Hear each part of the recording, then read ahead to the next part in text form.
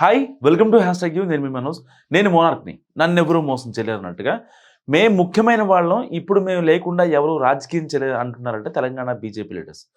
ఇటు అధికార కాంగ్రెస్ అయినా అటు ప్రతిపక్ష బీఆర్ఎస్ అయినా తమ ప్రస్తావన లేకుండా రాజకీయం చేయలేని పరిస్థితి ఏర్పడిందని ఇద్దరు మమ్మల్ని టార్గెట్ చేస్తున్నారంటే రాష్ట్రంలో పుంజుకొని కీలకంగా మారినట్టే కదా అని అంటున్నారట. సో ఒక విధంగా తమకు ఇది మంచి పరిణామమే అన్నది కమలం నేతల ముఖ్య ఉద్దేశం. సో తెలంగాణ రాజకీయాల్లో బీజేపీ క్రియాశీలక స్థాయికి చేరిందనడానికి ఇదే నిదర్శనం అని కూడా అంటున్నారు రాజకీయ పరిశీలకులు. సో ఇప్పుడున్న పరిస్థితుల్లో బీజేపీ లేకుండా తెలంగాణ రాజకీయాలు లేవని కమల్నాథులు ఉబ్బి తబ్బిబ్బి అవుతున్నట్టు సమాచారం. సో జాతీయ వ్యవహారాల సంగతి పక్కన పెడితే తెలంగాణకు వచ్చేసరికి ఇక్కడ కాంగ్రెస్ బీజేపీ ఒక్కటేనని బీఆర్ఎస్ ఆరోపిస్తుంది ఎప్పటి నుంచో. అదే సమయంలో మాకు ప్రాంతానికో నీతి రాష్ట్రానికో రీతి ఉండదు, మేమే ఆ మాటకు వస్తే బీఆర్ఎస్ఏ బీజేపీకి బీ టీం అంటున్నారు కాంగ్రెస్ వర్గాలు. సో ఇలా రెండు పార్టీలు తమను తలుచుకోకుండా ఉండలేకపోతున్నాయని ఇది ప్లస్ అన్నది బీజేపీ లీడర్స్ ఆలోచనగా చెప్పుకుంటున్నారు. అసలు బీజేపీ కాంగ్రెస్ ఎలా కలుస్తాయన్నది వాళ్ళకు వచ్చింది.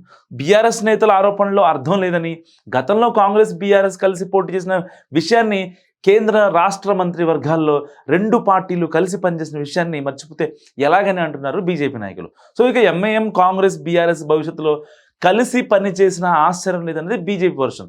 ఇక్కడ ఆసక్తికరమైన విషయం ఏంటంటే కాంగ్రెస్ ఏమో బీఆర్ఎస్ బీజేపీ ఒకటేనని అంటుంది, బీఆర్ఎస్ ఏమో కాంగ్రెస్ బీజేపీ ఒకటని అంటుంది, ఇక బీజేపీ ఏమో కాంగ్రెస్ బీఆర్ఎస్ ఒకటని అంటుంది.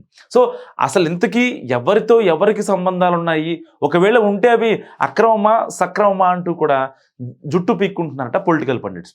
ఎవరికి వారు తమ వాదనకు బలాన్ని ఇచ్చేలా జరుగుతున్న పరిణామాలను ఉదాహరణంగా చెబుతుండటంతో గందరగోళం మరింతగా పెరుగుతుందని అంటున్నారు రాజకీయ పరిశీలకులు.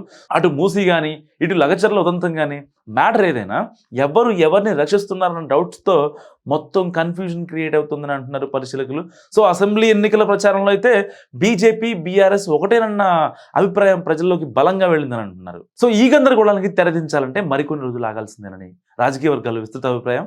సో ఈ వీడియో గురించి మీరు ఏమనుకుంటున్నారో నా కామెంట్ రూపంలో తెలియజేయండి. చూస్తూనే ఉండండి హ్యాష్ ట్యాగ్ యూ.